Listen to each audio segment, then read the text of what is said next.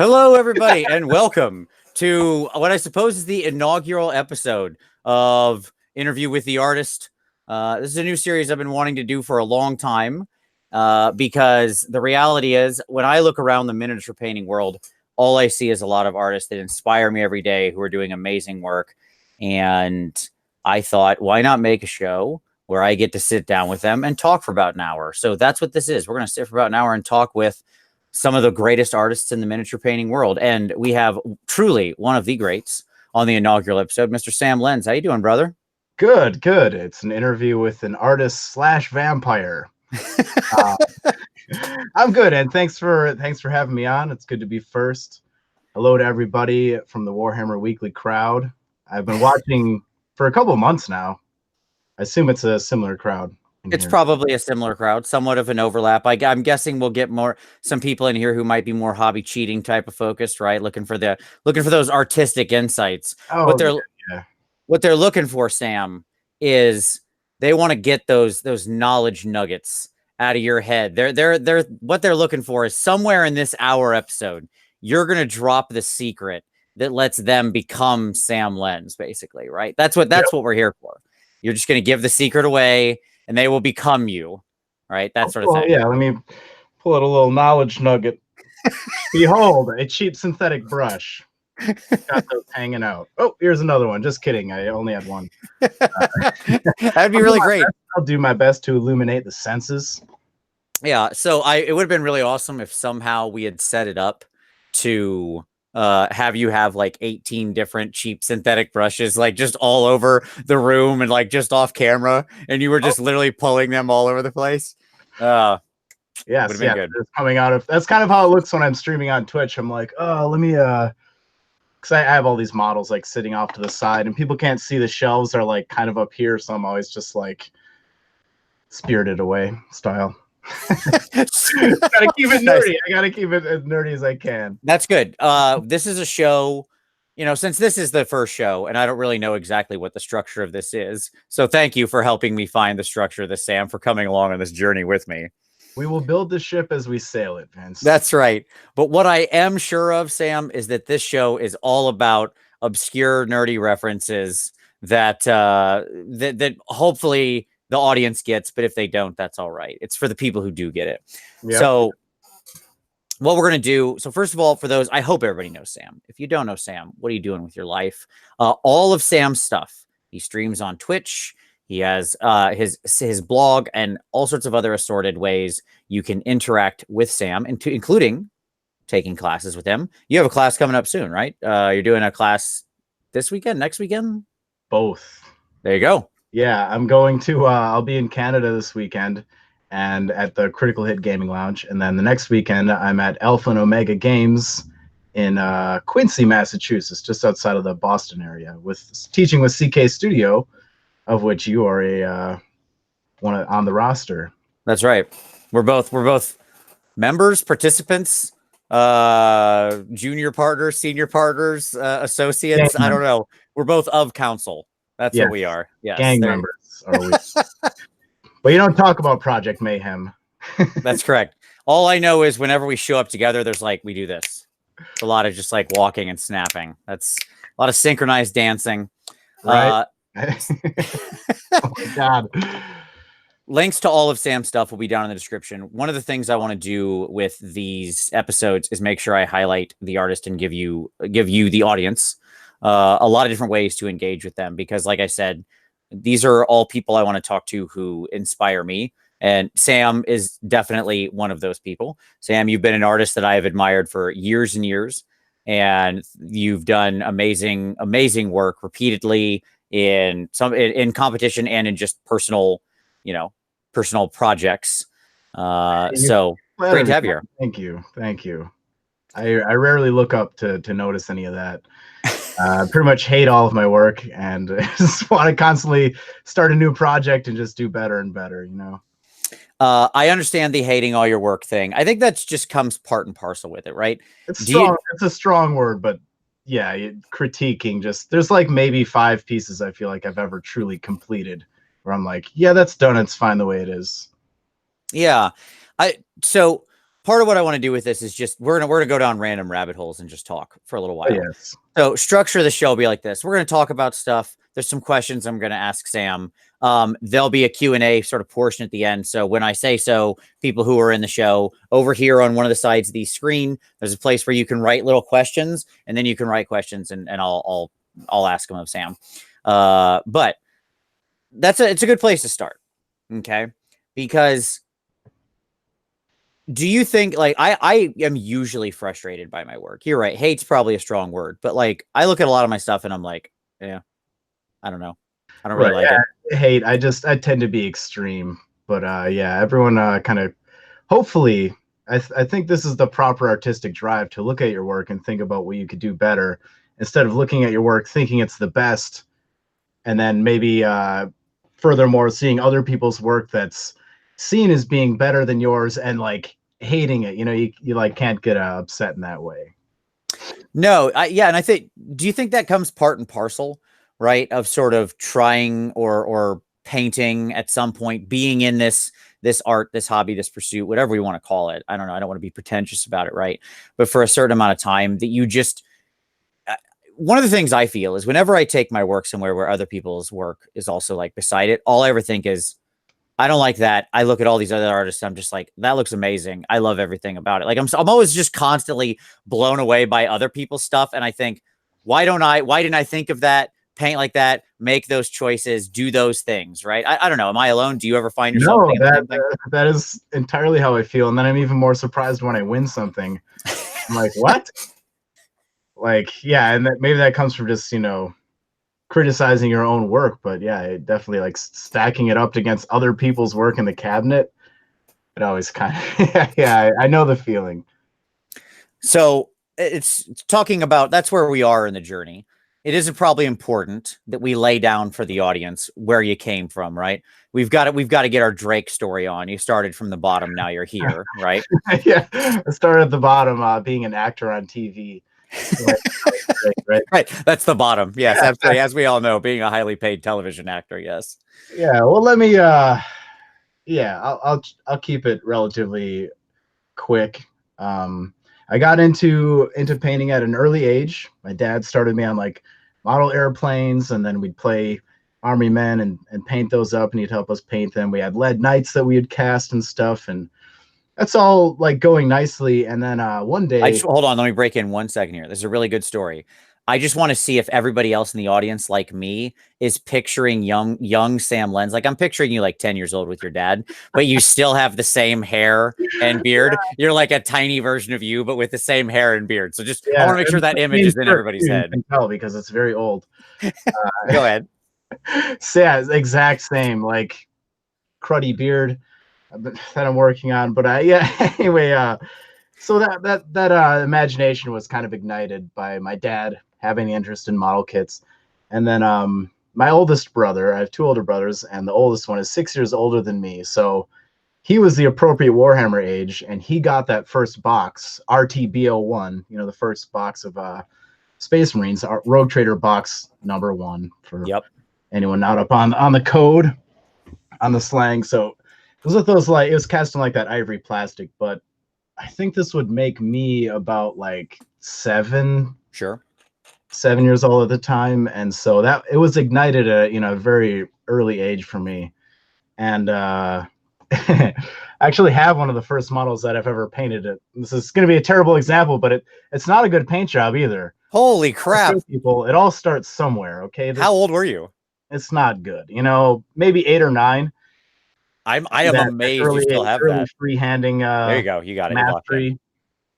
But yeah, so I'd always been into it, and I would take the Warhammer books to school with me, and that got me drawing and doing math, and pretty much kept me from becoming dumb, I think. At least it was interesting, Should reach out to the marketing department. Warhammer, it'll keep you from being dumb. Honestly, it did, because it was either just don't pay attention and draw, or work with Warhammer or play chess. I liked that too, but I'm already like splintering this story in a lot of directions. Let me tell you what, so far this is exactly what I wanted the show to be. You are nailing it. You are 100% on point. Excellent. Keep going. Good. Right on point. So I'd always been then painting and doing artwork, and it was urged on by Warhammer. That was the first, I'd sit down and sketch. I would draw orcs and stuff like all day, just tons of screaming muscle warriors, just muscles on muscles, guns on guns. Mm-hmm. And, fast forward a little bit, I'm like 23 at the time, and I just got an apprenticeship at a tattoo shop. And yeah, then a couple years down, I went to my first games day in 2008, and just to see where the bar was at for the Golden Demon. Sure. And then I went back next year with like 3 entries so in 2009, and I squeaked away with 1 bronze. Nice. Yeah, it was great, and it was very motivating.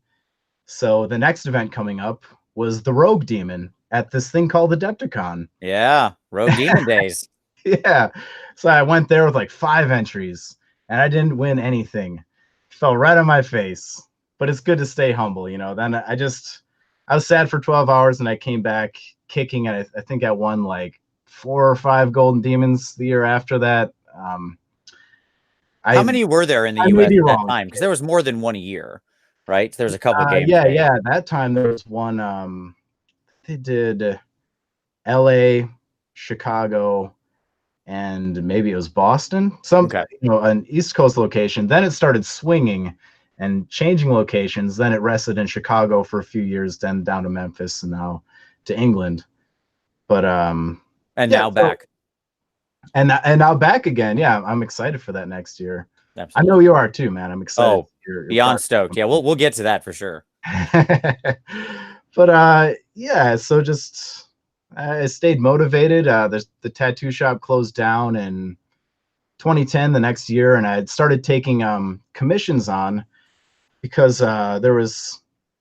Let me back up a second. The tattoo shop participated in the Gallery Walk Monthly, which they would display local artists. Yep. I took the month of November, my birth month, and this wily character came in, and I had Warhammer models up on the shelf with the Golden Demon, kind of a black beard, glasses, large, very cranial-looking human being by the name of Adam Loper, and he had invited me to this meeting he was having at the comic book store across the street. After hours, he called it Tabletop Minions. And so I started going and hanging with Adam, and he connected me to some people that I still paint for today, Eric and Kevin. Hey, guys. And, nice. From there, things started to accelerate. I started pursuing the painting as a full-time gig, much more. Still doing tattoos on the side to kind of smooth out the gaps and all that. And a huge motivator for me was the Massive Voodoo blog and the work of Roman Lopez. Oh, sure. He was out there being a teacher, before I knew the shop was even going to close. I was looking at that like, wow, man, I really like what this guy's doing. So like that pretty much wraps up the story thus far. Nice. Nice. Yeah, now I'm teaching classes at CK Studio, and I'm going to be everywhere this year. It's really wild. You're traveling a lot. You're teaching a lot. You're Twitch streaming a lot. You're a busy man. Oh, streaming and dreaming, baby. Teaching, I've been Skype lessons with students, and I've got students coming for private lessons here, and it's like spinning plates, and there's just all these different plates to keep racing between. So next year things will be more simple, but this year I'm just trying to do everything twice as hard. That seems like a good plan. No, I think that's awesome. It's amazing that you got into it that young. I think that's lucky. I mean, I came to this probably in college, like a lot of people, right? And then I didn't take it seriously for a very long time. Like, that is to say, painting was just a thing you had to do to play the game, and I hated it, right? So that's good that you had that sort of artistic inspiration. That's cool. Like when I played Hero Quest or something like that sort of time period where I sort of touched Games Workshop, I just went, and I know a lot of people played Hero Quest and either they went and played Warhammer or they went and played D&D. I played D&D, right? And then I never looked at a miniature again for, another 10 years or something like that. All right. What's the best thing about Hero Quest?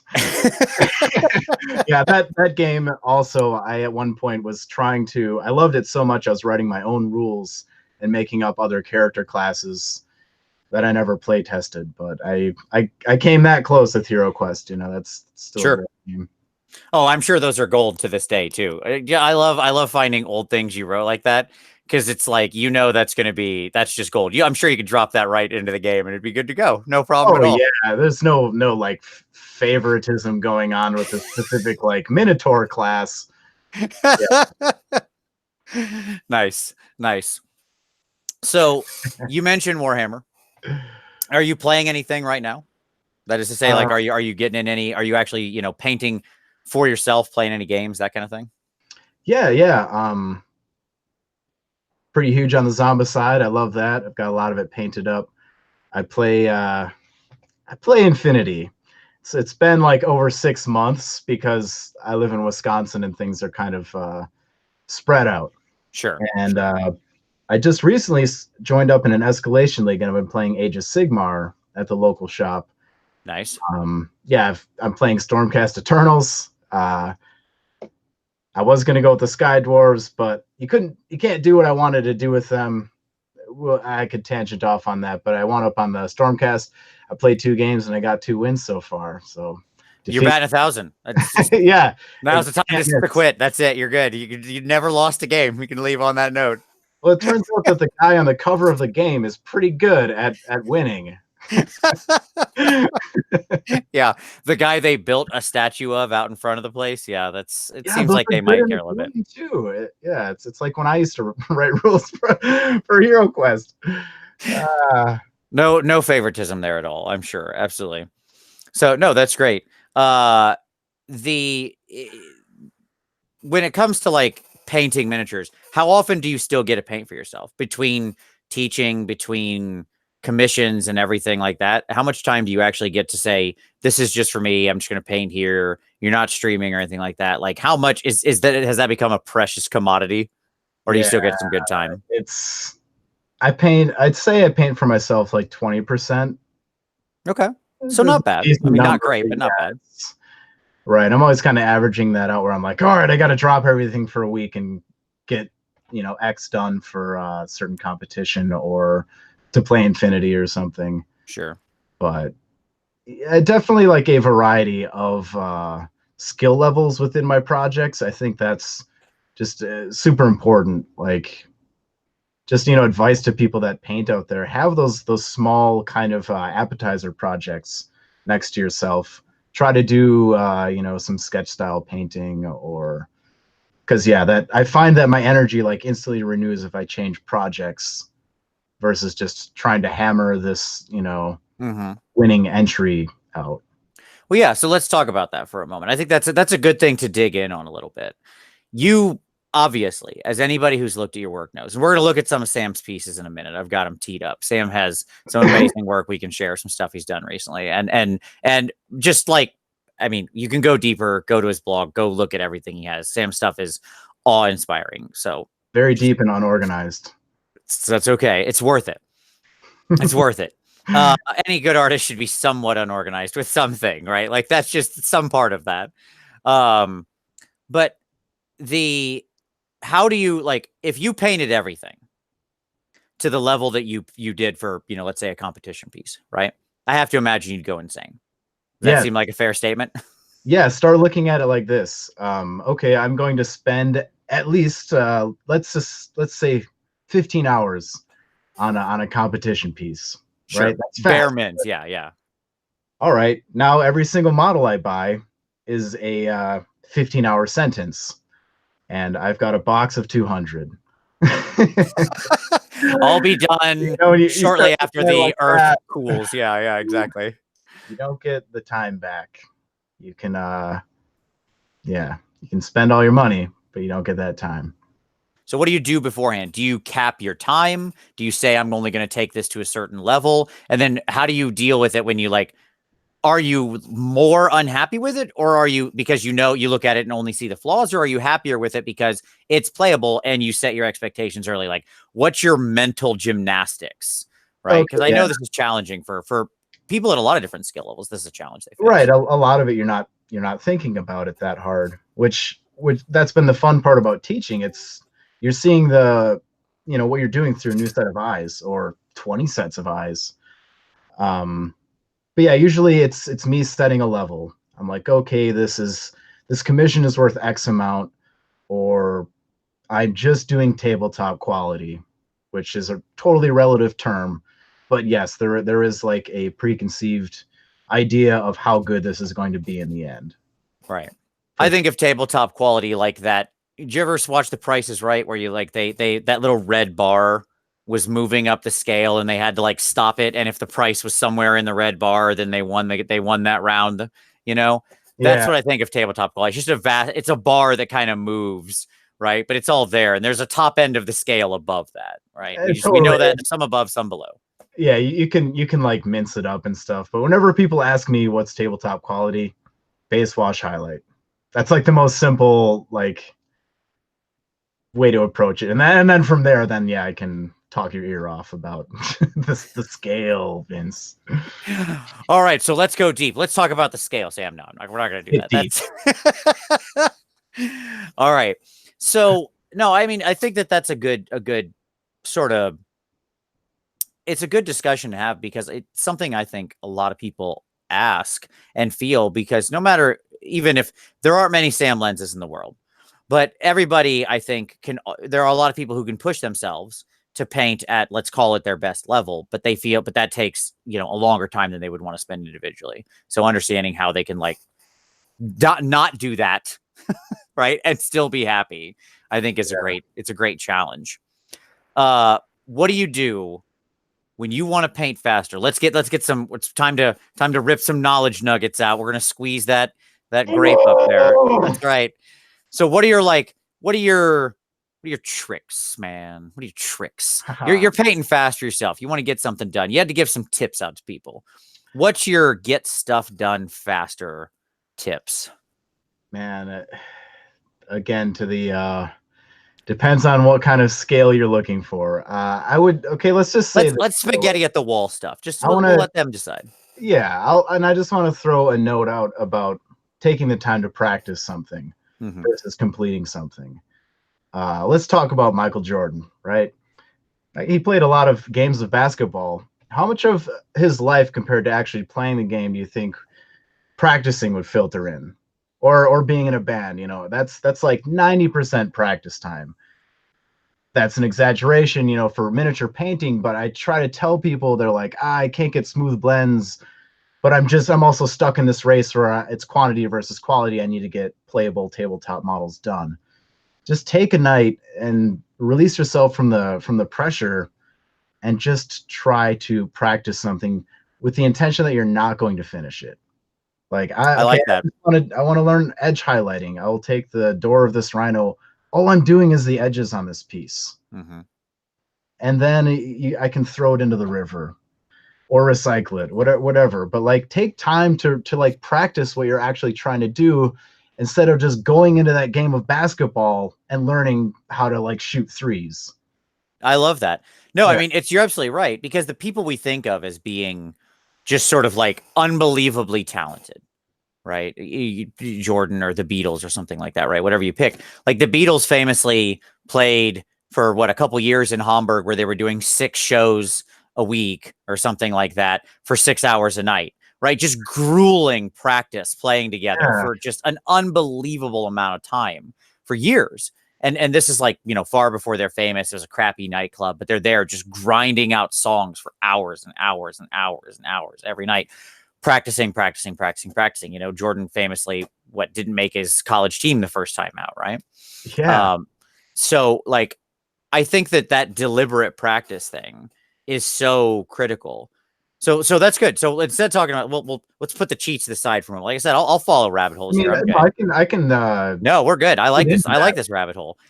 Deliberate practice, right? Or like, picking something and going. Yeah. What are some of the things that you yourself did? Like, you are good at a lot of different things at this point, but somewhere along the line, you weren't as good at one of those things, and you said, I'm going to sit down and work on this thing. So like, what did you have challenges with, and how'd you overcome them, basically, right? Was there a thing along the road that stuck in your craw, as it were? I think it comes from illustrating. Like I love to draw. I've been doing that longer than I've been painting miniatures. And I look back at these pieces, and you can see where I abandon them, and where something is just a sketch, and then at the ultimate like level of interest, it's about maintaining my own interest in the project. It becomes a painting. And then as I started making more paintings, working at the tattoo shop, I started putting this pressure on myself that every time you're sketching, it has to be with the intention you're going to make a completed painting out of this. And I caught myself doing that. So yeah, there are just a lot of failed, unfinished pieces kind of laying around, more on the sketchbook side of things. No, I like that. So I think Cezanne, right, who is it, an impressionist painter, famously like painted a mountain many times, right? Many times, but he painted a lot of things a lot of times. And like there are pictures of his, like lots of pictures of his wife. He painted his wife a lot or whatever. And some of the pictures of his wife are just clearly he was trying to get her ear right. And so literally it's an unfinished sketch or painting that just this part of her face is finished because he had painted her ear 4 different times because he was just trying to get that detail correct or whatever, right? Yeah, there's so many pieces where I got tunnel vision like that, where I'm just like focused on drawing this hand just perfectly, and then I realized that the rest of the figure doesn't really fit in position where I want it to be on the paper, so it would be an abandoned project. Sorry that the light is coming through as we're like unveiling the knowledge. Yeah, so here's your knowledge. What you want to do is put it in here. Sorry about that. Yeah, it's all right. I could kind of. There you go. That's different. There you go. That's good. Fuck. Shit. Oh. Oh man. Okay. Sorry. That's very funny. No, like clearly heaven is like, yes, this is the knowledge. They've opened the light before you. They're like, oh, oh, there you go. That's fine. Yep. All the gates of Indiana Jones's temple. We've opened the Ark of the Covenant here behind Sam. So that's why I say practice wet blending. Then it is the quickest way to achieve one of these, stunning gradients. The work that you admire from the greats and all that. A wet blended base coat is the way to roll. So I encourage people to practice on that. Practice on textured surfaces, like a base or pelts, like a wolf pelt or something. Mm-hmm. Sure. Yeah. No, that's good. I don't know which direction. I'll just start talking about the speed painting. Right. Sure, go for it. Move a little faster. Other than just the daily practice and fluidity that comes with something from, interacting with it daily, the correct order of operation, painting from the inside of the sculpt out so you can cover your tracks as you leave. I paint the pants. Maybe I get some of that sick denim on the belt. Well, that's okay because I'm painting the belt in after the pants. And now I've painted this figure up and the pants are blue. The belt has a bluish hue. He's got blue hair and blue boots. So I get everything ready for a wash at the same time. And in a lot of cases, like when I was painting an orc army, for example, I would start with kind of a airbrushing from the top, black up to gray, do all the silvers, all the areas that were going to have the black wash. And then I'm just washing like 90% of the model at the same time. And then, quickly pick out the upward facing edges, not worrying too much about the all around light source, worrying about the top down light source. Right. Nice. I like that. And, also like pulling your punches, like the rest of the orc doesn't matter if the skin is painted really well. If I take my time, if I pull my punches in some areas and just sell the major focal point of the figure. Like skin, face, stuff like that. Yeah, you saw the Legion of the Damned like Space Marine that I did, where his head is glowing. That's intense. Everybody loved it, and that's all you see about it. But the armor is just kind of, it's fast. It's not as as good as the head has been rendered, but it creates a point of focus. So just I almost think that guy was so amazing. He was super cool, and I think you could have had the feet like unpainted. They could have just been actually gray plastic, and most people probably wouldn't have noticed, right? Dude, because it was such an incredible focal point piece. And what if I never even painted the back? No one ever saw that part. Pull the old trick. I know there was somebody who used to always, I don't remember who it was, but I remember back in like the late 80s and early 90s, there was someone who worked for GW and did a lot of the dioramas and stuff. They never painted the back of anything. It was a waste of time because they were like, nobody can see that part. Just left it black. Yeah, it's like painting the inside of the rhino, right? Oh, I mean, come on now. Who paints the inside of rhinos? That's serial killer behavior right there. If you're painting the inside of a rhino, you should watch that person very closely because they want to eat your skin. Painted insides of the rhino off to the side there. Ridiculous. What kind of psycho would? Yeah, exactly. Though, pulling your punches, having the proper order of activation, learning to wet blend. Also, about getting a little more out of your paint job. Like a lot of people will take it to 30-minute mark. Sure. For 5 more minutes of your time, you could get 80% more pop out of what you've already laid down. Right? I'm just pulling numbers. I'll just pull random numbers from around here. No, it's cool. I've got an accountant off camera. He's running all these numbers. They're all checking out. We're fine. Don't worry. Right, Tom, mash those numbers. But yeah, for just 5 more minutes, this is a lot of common advice I give to people when they ask me for feedback. I'm like, man, just push a little bit more of a highlight in there. Like these highlights are shingles on a rooftop. You're covering less and less and less of the area to the point you get to the tiny dots and slashes. Just go for some tiny dots and slashes at the very end because you have such a well-established mid-tone. You just got to be, just jump into the deep end a little bit, just tiny dots and slashes, and you'd be surprised at how much more impact all of your work will have. So talking about painting faster, I'm telling you to take a little more time. But I think that's right, though, because if one of I think the great things that you come to is that, especially as you work more, I don't know, maybe this is my experience at least, is that once you use those other techniques you're mentioning, like when you're wet blending a base coat and not taking time on it, you establish a gradient in 20, 30 seconds, right? On a relatively big piece. It's just like, boom, here's my base gradient. As opposed to carefully base coating something and then carefully applying and, just trying to do 50 layers or whatever you're trying to do or 50 glazes or anything like that. 50 shades. 50 shades, yes, of some color. You could pick whatever you want. That's fine. I don't know. I don't know what you're all about, but sure. The reality is that it then frees up more time for you to spend in other places, right? You end up getting more quality in the same or less amount of time by using your time more judiciously. That's why, one of the things I'll hear people say is well, I take a lot of time to paint because I'm very careful and I try to make my base coats perfect. And I'm like, that is the worst possible use of your time because that's the part that matters the least there. You could be so much quicker. You could cut down to 10% of your time, spend another 10% cleaning up, and you'd be in a better place, right? Mm-hmm. Oh yeah, and using a larger brush. I think a lot of people kind of get that from me, but if you don't, using a larger brush is a huge advantage. I use this. It's like a size 3 brush. This in a synthetic. This gets 80-90% of my work done. I have the nice fine ones. Sorry, go on, man. No, you're fine, buddy. You're the one here to talk, not me. I was just gonna say I'm completely with you. This is my size 8 artist brush. It's not. I mean, it's a size 8, but this is a size 2 in a RAF, right? So you can see the actual difference there. It's whatever. Because brush sizes are irrelevant, but that's how big it is. It's very thick, very fat. Yeah. And it still comes to a fine point, and it contains that deeper belly, which can hold on to a little bit of moisture for you, not an unhealthy amount.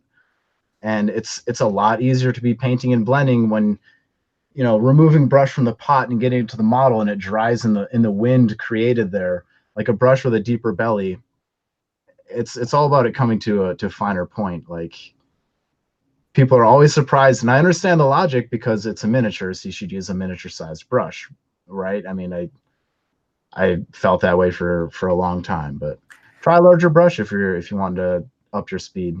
I really can't agree more. It's the number one thing when I see somebody working on a large scale or a large size figure, a monster with a double aught or even a normal figure with a double aught. I just want to walk up and be smack it out of their head and be no, that is for eyeballs. Yep.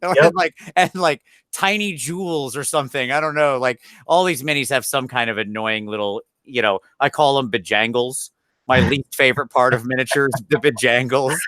I know, Sony bejangles. Yeah, bejangles are the worst. Like Banshee made that anonymous bust, and I'm like, yes, now this is how. Here we go. Just a bald dude. Just great. Right. I want the simplicity. I want a canvas to work on top of. Right. Yeah, absolutely. It's about tension and release. I want compact areas of detail that I can highly contrast and look real gritty, and then I want smooth areas that I can also have smooth flowing, the area for freehand design. Just when I'm picking out a miniature, I'm kind of particular about it.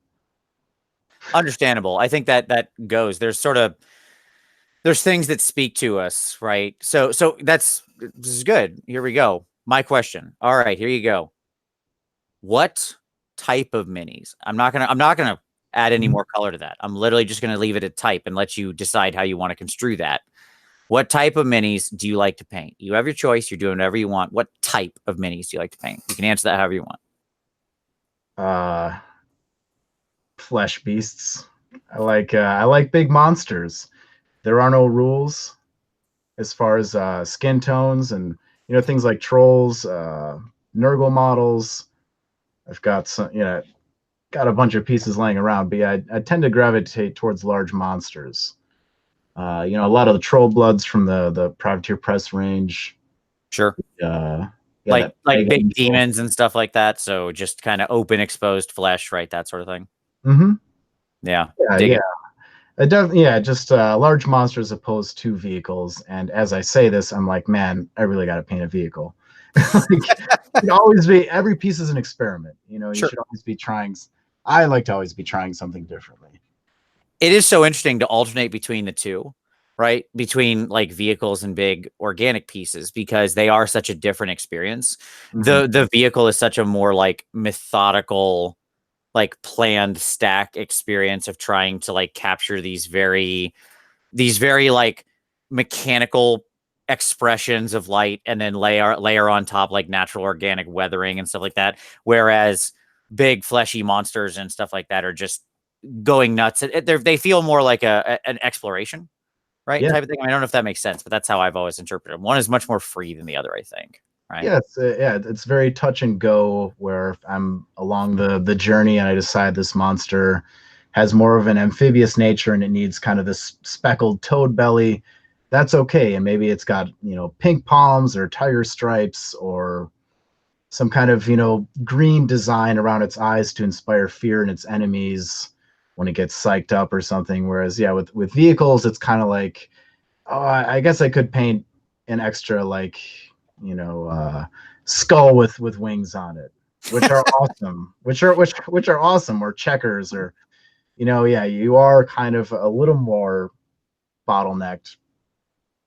But, there's also something to just taking a project that has really inspired you from the beginning. But I prefer the more touch and go paintings. So, big monsters tend to be my jam. Sure. Going more for the Bob Ross. You're just exploring it, adding in some colors. Just let's add some happy little glowing eyes to this demon. Look at that. Now he's ready to go. He's full of hellfire. All right. Now I want to share some of your boxing glove. All right, everybody, ready to look at some of Sam's work? Let's share some work, and I want to have you kind of talk us through some pieces here. Sound good? Yeah, sounds good. All right. So I'll share up. Here we go. Infinity. So is that coming through okay? Can you see that? Should be locked on me. Yeah. This is a good one. Not because I painted it, but because part of this model is inspired by you. The label on the plinth. Yes. I love that about your pieces. It adds a sense of completeness and it incorporates the plinth a little more. So yeah, I went for the 3-dimensional scroll, and then the water flowing off of it too. Just kind of messing with the space that the plinth takes up. It's really good. What did you make the plinth label out of? That is just like some putty that I nice. I rolled it, shaped it. I had to kind of lay it on top of some paint brushes as it was drying, to make sure those curls came out just right. But yeah, I just sculpted that up. Just some sculpting putty and then a little bit of like flour to keep it from sticking. Just treating it like dough, pretty much. Sure, nice. So this guy is wonderful. This guy was in Crystal Brush this last year. Yeah. Yeah. And he's what, 54 mil scale? Is that right? 54 millimeter and scale 75 is the manufacturer. There you go. So this guy's fantastic. One of the things I love about your pieces, I promise I'm not just going to sit here and gush over your stuff, but I do really love this one. I talked to you about this, and there's two things I really want to draw the audience attention to. And it's not actually the figure, and that's why I want to draw their attention to it, because the figure's so good and we'll just draw people in. And I'll let you talk about that part. But I want to draw everybody's attention to this incredible background. You always do really, really wonderful atmospheric backgrounds is the best way I can say it. Thanks. Because your backgrounds they're so wonderful because they're not highly detailed. And I mean that in like the best possible sense. I don't think you want them to be. No, yeah, there's away from the figure, right? Right. They just set up the emotion and atmosphere of the piece so well. And you always they set a mood and a scene so awesomely all the times when you do this. It blows my mind. And then secondly, I want to draw everybody's attention down to the water here, where you have the actual spooky ghost faces. Yeah, I think I sent you like multiple pictures of that one. If there might be a better like downward angle of that. Yeah. Oh, there we go. There we can see it. There we go. Yeah, go back one more. Sorry. Okay, you're fine. Yeah, there it is. Yeah, there we go. There's not a glare on that one. There you go. Spooky ghost faces. Yeah. So I just want to say a few things about this piece. Yeah, take me through it, man. It's beautiful. It's my first piece of tribute art. This is a tribute to the band Manila Road and the song Lost in the Necropolis. And I plan on painting this and giving it to the dude, or at least, alerting him that it exists. But he passed away while I was working on it. So I should not do any tribute artwork anymore because the person will die, basically. But I'm sure he's happy about seeing this. And another thing I wanted to say, the reason why I happened on to the painted backdrops, it comes from reading a book on like how to illustrate your own comics. And they always kind of follow this basic rule. You have the background, you have the midground where the character is, and then the foreground. Mm-hmm. So this is a very kind of just, the mathematical way. Obviously, the skulls there are the foreground. They're set lower than the figure. Then you have a main range of focus, and then the kind of out of focus background to create some depth. That's what's motivating me whenever I'm making these painted backdrops. And it's also fun because it's like the three-dimensional figure stepping out of a two-dimensional piece. Right. And there's a UFO in the background. And that's about all I got to say about that. Oh my God, there is. They are among us. Always. Yeah, exactly. I want to believe. I've stared at this for a long time and never noticed the UFO. That's so funny. Well, I try to put some Easter eggs into the piece. Like you can grab someone's attention with vibrant colors, pull them in closer with good painting, and then I try to plant little Easter eggs in there. So I'll sculpt like tiny animals and stick them into my pieces, or etc. Yeah, no, it's really good. I love the way you've done the beard here. One of the things you're always just amazing with is the tones in your skin color. Like you have such a wonderful palette that you work with in across the board, just on any particular given miniature. Your flesh is always very living. And I think this guy's a wonderful example when you look at all the different shades here in his face. Like he absolutely is like just so alive. And such like a good dwarf skin palette you've captured here. It's great. Thanks, man. Yeah, thank you. I love working on skin tones. I should probably flesh that out a little bit more. Hey-o! Yeah, because I haven't like taught any class on skin tones, because it's one thing to do and it's another to be able to like actually tell people what's going on. Right. Referring back to that phrase touch and go. When I'm working on skin tone, I know the ingredients, but the cocktail comes out a little differently every time. Yeah, I think it's funny because for me personally, I wonder if this is the same for you. Like I don't have any recipe, quote unquote, for skin tone, any color skin, right? Every sort of piece always just ends up being like, well, let me just see about these colors here. I'm always playing with something slightly different, whether it be the shade color or how I'm bringing blood in or what's around the eyes or whatever. You know what I mean? Like I'm always just trying different stuff. I don't know if it's the same way or not. Oh yeah. I'm aware, cold shadows. So usually mixtures of green and blue or, red and blue to make purple are in the depths. And then sometimes I go in kind of a red direction or in kind of a blue direction where I have a cold or a warm hue. But yeah, and a touch of green, sometimes adding yellow to the lighter areas. Sometimes. Right. Yeah, exactly. Yeah. it's and it also kind of depends on the composition of the rest of the piece. Like if this model was on, he already has kind of a reddish face, but that's because all of the blue and cold colors on the main figure, surrounding it, and then the beard kind of matches to the Manila Road that he's on. Right. In a sense there. But yeah, it depends on what kind of color communication I have going on in the piece that will kind of dictate the skin tone. Yeah, it's such a strong piece. The beard textures. This is a great example of your texture as well. Like you've worked a lot of different interesting textures in here between his boots, the sort of heavy wool cloth he's wearing, the leather and different leathers even. Like I like the different use of leathers, say around like his little drinking flask strap here that's worn differently than say like the edge of his armor here or whatever, right? So just little touches like that, I think, bring a lot of life to it. It's nice. Thank you. You really notice. I pay attention, I guess. Not to the UFO. I didn't notice that. That's blowing my mind, dude. I'm not even yep. Sitting right in front of you. The whole time. Oh, they are among us. All right, let's look at another piece here. Okay, so tell me about this one because this one's really cool. I dig this one. We got to start on the side with the dog. I should have cropped these photos I'm seeing. Yeah, it's okay. But yeah, this one I call Hollow Chamber, and in my mind, it's a kind of a double. It's an innuendo. Like it could be the spent shell casing in his rifle, or it could be his life of solitude on this abandoned outpost. So the Hollow Chamber. But luckily, he has a dog to keep him company.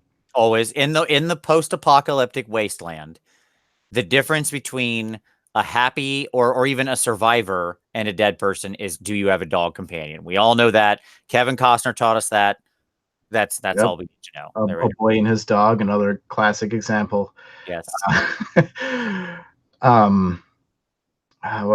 So this piece, I was more focused on the atmosphere than actually like a well done paint job, sure, but it was more about scratch building the base and really like selling that atmosphere.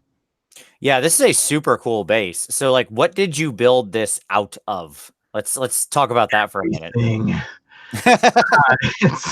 Yeah, man, and I have pictures of it in its raw form. I guess I should have sent those along, but hindsight. There's a lot of Mantic pieces in there from their Dead Zone or whatever. They've got their own scenery set. Yeah. From that, and then you can see some pretty obvious like Tau bits in there. The different. Yeah, that's like a control panel from the inside of a Rhino because I never paint them. So you're not crazy. Why would you do that? Exactly. Yeah, right. I paint the inside, but I put it on the outside. There's a random plastic card. There's roots that I dig up on nature walks. That's a paper clip that's been bent to make that little where his foot is placed. Yeah. I used a small piece of either a dryer sheet or a paper towel. My memory eludes me, but off of his cigar, I think there might be more than one picture of this where you can get a better. Yeah, if you go in close, you can see a little smoke coming off the cigar there. Yep. And great. On the skin tone, he's got a very red skin tone, and after me explaining my motivations for choosing the skin tones, you can kind of understand that because he is cold colors, I went for a warm skin tone. Right. Well, I also read it as like this reads as a very post-apocalyptic scene. Oh yeah. The nature would at this point be quite deadly. He'd probably be outside a lot foraging. He's not exactly putting on the lotion, right, to make sure that he doesn't get a bad suntan. So like between radiation and toxic whatever's in the air and just sun exposure, he's become very his skin is very worn and red. So it read exact. That's the story it told me just in the color choice, right? No lotion, but I found some cigars. So, well, it's what's important in life. I suppose. Yeah, smoke them if you got them. If it's in the post-apocalypse, at that point, yeah, I'm a couple pack a day guy post-apocalypse. Let me tell you what, like that's perfectly fine. What are you worried about at that point? Okay, so the world is a smoking zone area at that point. Yeah, oh man, it's a smoker's planet at that point. Yeah. Oh man. All right. The vines are made from rubberized horsehair. I should just throw that in there. Random ingredient that I got from my friend Tom Ailes. Okay. Yeah. Where do you get that? Where does that come from? The internet. I which one, eBay or Amazon? I'm not sure, but I just handed me a lifetime supply at one point. A fistful. But it's out there and it's sturdy. So if anyone out there is looking for things to create vines from, you got to kind of glue it in place, bend it around, but it's not going to snap on you. Like I can push on those, but they won't actually like break. They're flexible, but not. Snapping. Yeah. I wouldn't want to crack all the paint off it, but they're flexible. So nice.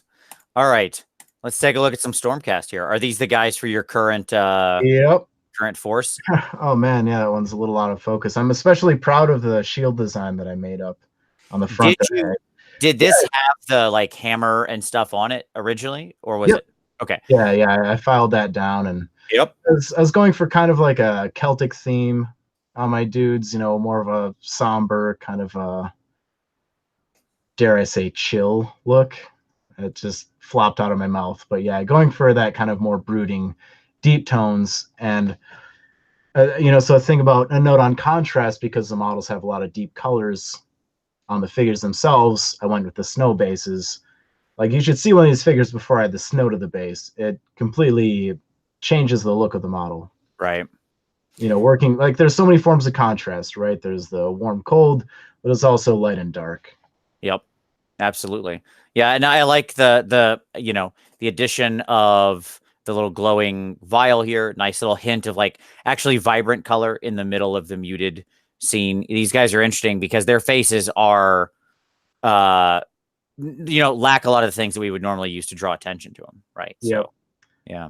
And the red really helps to add some pop to, it plays nicely with the green and the blue tones involved. And even some of the shadows on the robes have blue worked into it in the ivory portions. Yeah. No, I dig them. So this is part of your escalation force right here, right? Yeah, that's my tabletop quality there.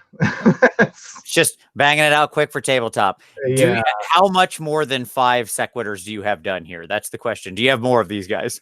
Yep, I have 10 of them done now, and I painted an evocator that stands in for my Lord Arcanum. I've got a unit of evocators prepped and at the ready. And we were talking about tricks for speed. I made this video recently with Adam about the anti-zenithal technique. Apparently there's a phrase called nilidiolite, which maybe hold on, I need to learn this too. What is it called? Nilidiolite, but I just call it anti-zenithal because it's like opposite of zenith. But call it whatever you want. It doesn't matter. A technique by any other name would have the same effect. Right. So what I do with this is base coat everything in like a flat color, and then take black in this example and airbrush it upwards at a 45-degree angle. So I'm shading the silver, the green, and the bronze in, and then I hand paint the ivory.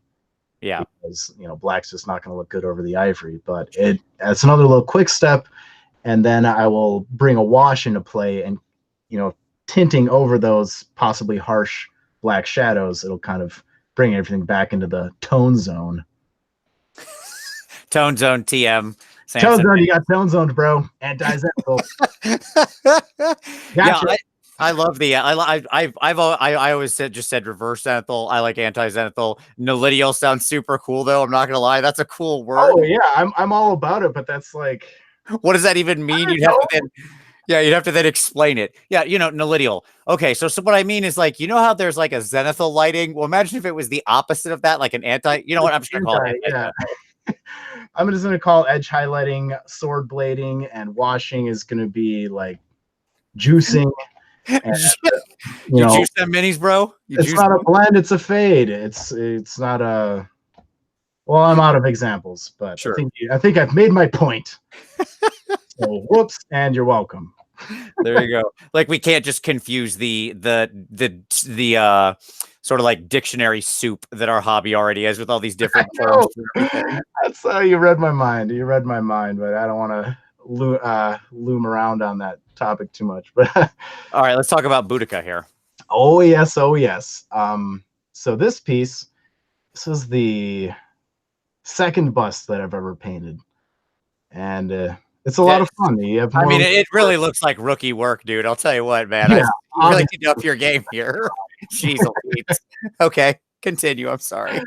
I mean, painting's all the same, but it's a different experience. Right. So that's why I say this is my second bust. And anybody who's only done one type of thing, you know, like before, I'm telling myself I should paint a vehicle because I'm always doing these monsters. Try a bust, you know, try a female sculpt if you're always painting male sculpts, etc.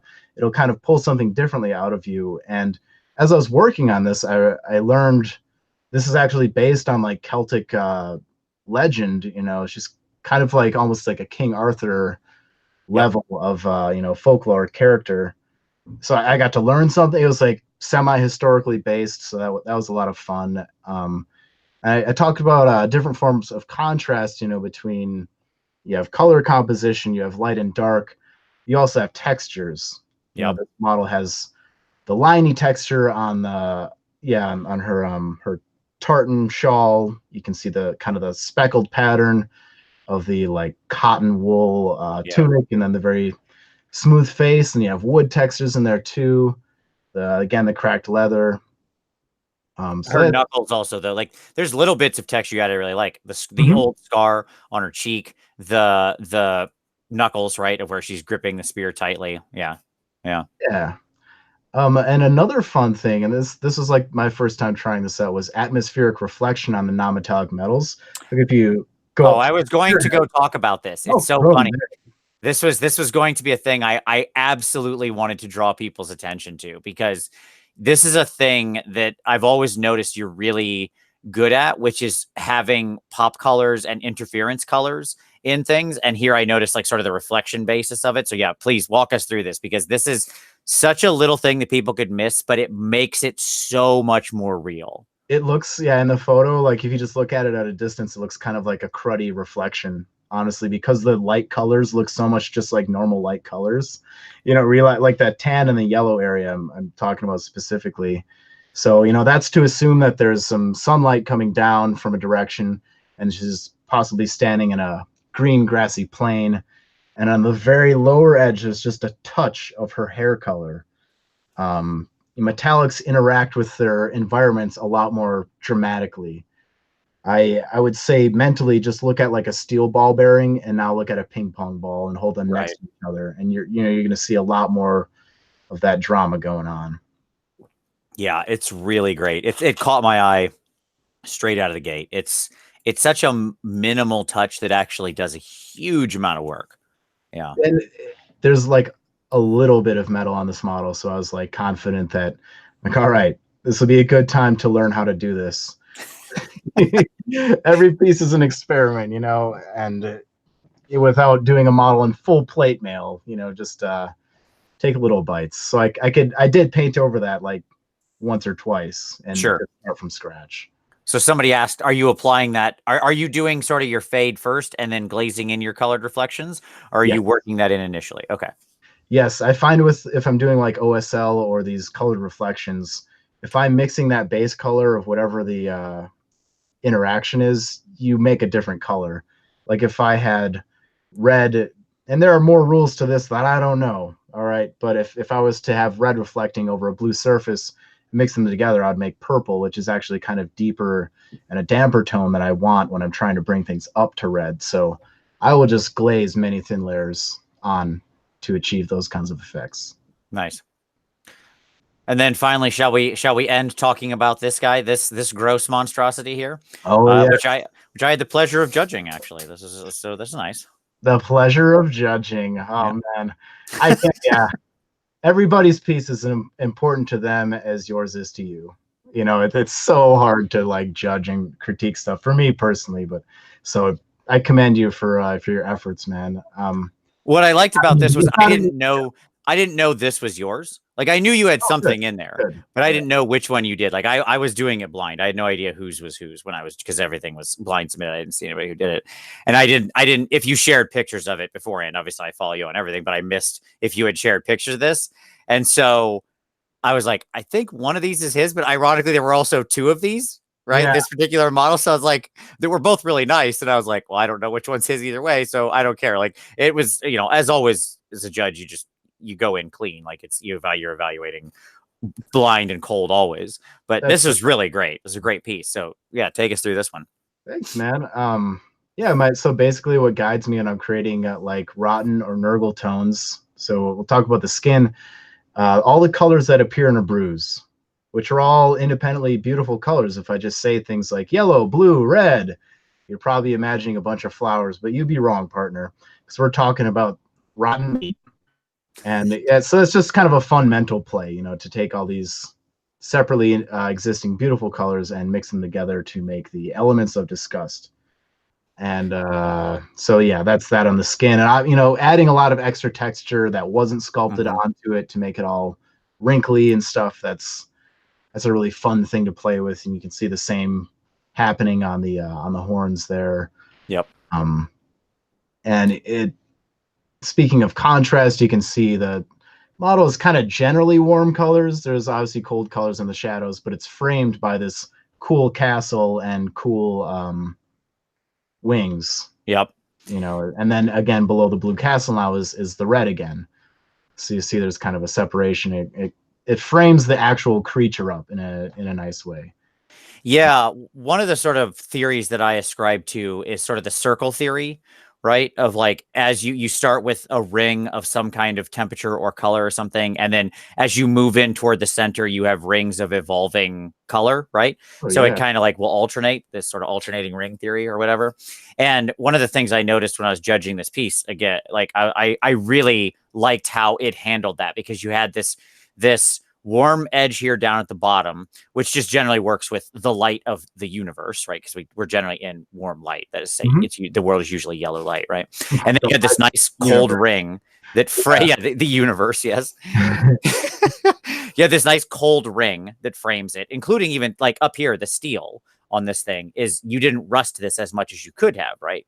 And so it actually, no matter what angle you looked, since this reads as a true color of basically blue-gray, it all kept in line. And then when I moved in, we had warmth in the body. And I really liked how you framed the musculature, just like you would frame muscles, only instead of doing it in a sort of even pattern, you broke up and made it more of the bruising color. So we still had the sort of muscle lines, quote unquote, that we might expect, but they were twisted, right? Yeah. And so I really enjoyed that. And then when we get right in tight, we find the next cold ring between the interior of his mouth and the tips of his horns, right? Yep. And so we've got this ring theory, and I really, really liked how that played. I like the ring theory. That's a really cool way to think about it. Yeah, and to add to like that ring theory, this controlling the volumes, like as I did not highlight the top of the toe with the same color that I highlighted the nose with. Right. You know, I saved like that final pure titanium white for just like the facial areas and maybe a little bit of the upper shoulder, just kind of the bust area, you know, to using like the volume and saturation of brightest colors and all that to really bring you into the face on that model, which is like my favorite. That's what drew me into the model. I was like, man, the face on this thing is like actually scary.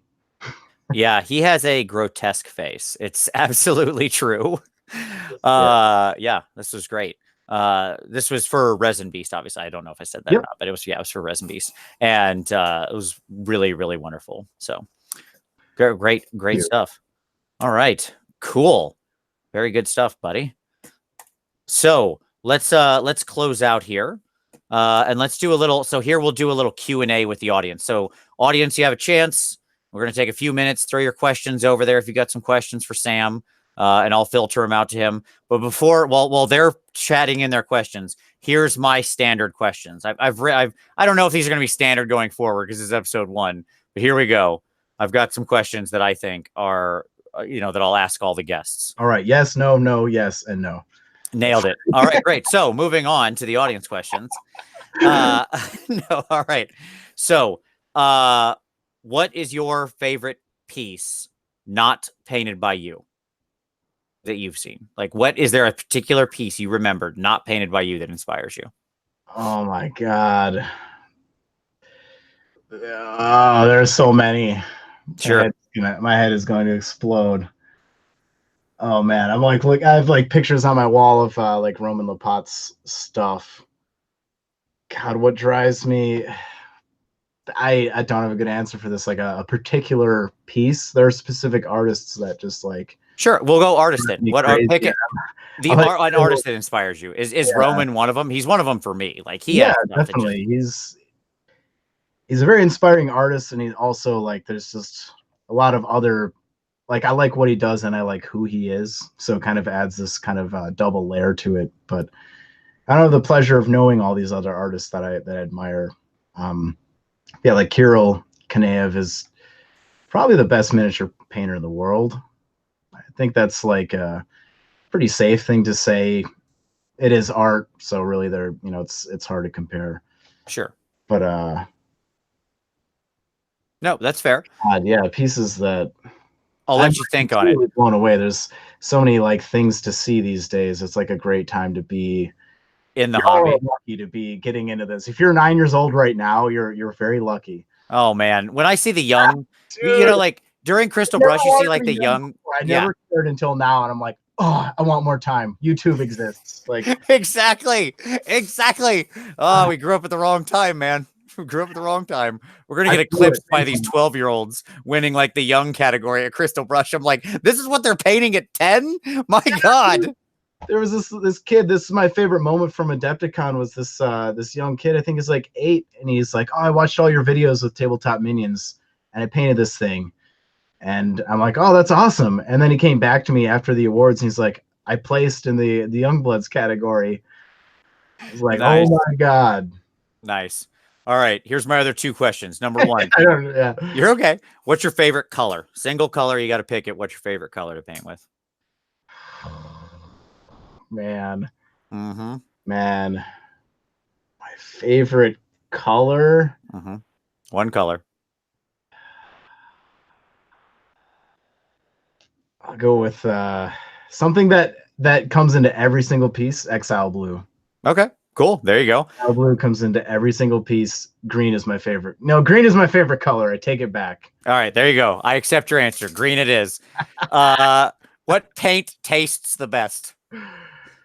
Bud Lime. Oh my God. Yeah, I always add a little hint of some chocolate or peppermint to my paints to make sure that they taste like candy. Good plan. Yeah. Good question. Actually, these are really, really hard questions, man. I should have prepped you with them beforehand, but it's more ambush journalism at this point. Given I love it. It's great, man. All right, let's do a few. Warhammer Weekly journalism. There you go. All right, let's do a few here. Teague says, Sam, do you have any towel for sale? Oh, I got plenty of towel for sale. Actually, I'm out because my aggressive sales tactics are a proven success. There you go. I can make a complete ass of myself for somebody else. I was doing that because Adam was trying to sell towel. I would never do that for my own benefit. No, but for somebody else, sure. Absolutely. Oh yeah. Favorite album of all time? Mike Pence. Oh, thanks, Governor of Indiana. Former governor, sorry, of Indiana. What's your favorite album of all time? God, you guys are great. Let's go with Realm of Chaos by Bolt Thrower. Nice. You got to spin that every time you're painting Warhammer models. That's just like my favorite miniature, though. That seriously changes every week. Of course. So Tyler wants to know, do you ever use an expensive brush at all for a specific purpose, or is it always cheap brushes? I do. Yep, I do. I use the cheap ones. That kind of extends the life expectancy of the nice ones. I have a Raphael. I've got I like my 00 from Monument, not Slow Fuse anymore. I recently got a Citadel glaze brush that I really like, size M, And I have some rosemary brushes to try out. And I've got to try some Artist Opus brushes. Having usually just limited myself working with what I have, I see the value now in I'm trying the ranges out of everything. You know? So Nice. yes, short answer, I do have nice brushes that have served me very well. Nice. Somebody wants to know, for the roots you use in like the chamber piece, do you treat them in any way to keep them from deteriorating, or do you just straight use them and go? I just use them and go. I will when I'm building the piece, I use liquid super glue, and a lot of the time the dry objects will absorb a lot of that glue, become more firm, and be preserved in time. Nice. Do you tend to use any sub-assemblies, or do you like to paint your minis whole, or do you just go by the individual mini? Like how often do you break up into an individual piece? Yeah, I prefer to have as much of the model assembled as possible, but it's not always a good idea. If there's a model with a weapon across its chest, I'm having a lot of trouble with these larger Games Workshop kits. They're amazing. They provide a lot of negative space, which makes for a more lifelike, realistic figure. But you have to put together some of this stuff, like Nagash or Mortarion. I painted Mortarion twice now, and there's just no way around assembling his entire cloak. All those little chainmen hanging off of it, and even in extreme cases like that, I'll still have to just paint it separately and then sculpt over the seam and then match that up. So I prefer to have as much of it assembled as possible. Nice. All right. And there we go. That brings us oh, okay, here you go. Final, there you go. Tyler, that's a great final question. I can't think of a better final question. Daily double, here we go. To end on. Tyler wants to know, Metallica or Megadeath? Oh my god. I have so many jokes to make about let's go with Metallica. All right. You don't want to limit that at all? Like you don't want to say Metallica up to this point, up to a particular album, up to cutting their hair, up to fighting Napster. Metallica from the documentary Some Kind of Monster. All right, there you go. Yeah, they're both great bands and in their day. Yeah, man, it's all right. Let's go with Carpathian Forest. That's what gets me rocking. There you go. I like it. What we need? Do you have like can't you you can publish like your own playlists out on stuff like on Spotify or whatever, right? Like you can make these playlists, right? Or out on or SoundCloud or whatever. You can make your own. I'm clearly 40 years old. But like I know that there's some ability to do that. You should have a streaming service. I've never felt older than trying to describe what I just described. How do I yeet? But like some kind of Momo game or whatever that is. We need the Samson Minis playlist is what I'm trying to say, on some kind of service where music can be playlisted. We need the Sam playlist. That's what we need. You could make a YouTube playlist of it. I know that, and make that public and share it. Like you can make little playlists and share them. I have like a YouTube channel. I mean, I just use it. I have my own account that has many playlists, but my name is just very inconspicuous because I don't need everybody looking at all the videos that I save. Sure. But if you're looking for good things to listen to while painting, check out Bathory, the album Hammerheart.